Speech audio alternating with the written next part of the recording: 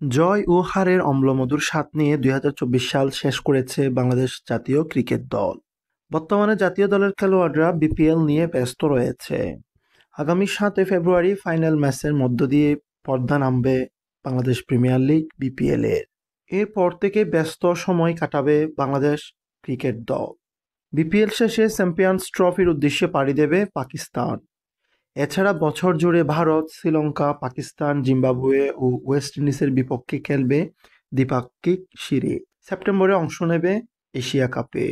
এক নজরে ২০২৫ সালে বাংলাদেশ ক্রিকেট দলের খেলার সময়সূচি।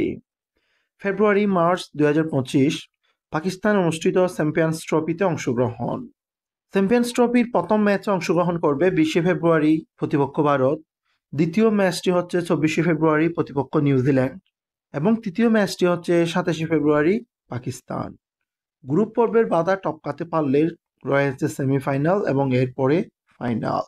মার্চ-এপ্রিল ২০২৫ জিম্বাবুয়ের বিপক্ষে ৩ ওয়ানডে ৩ টি-20 এই ম্যাচগুলো বাংলাদেশে অনুষ্ঠিত হবে।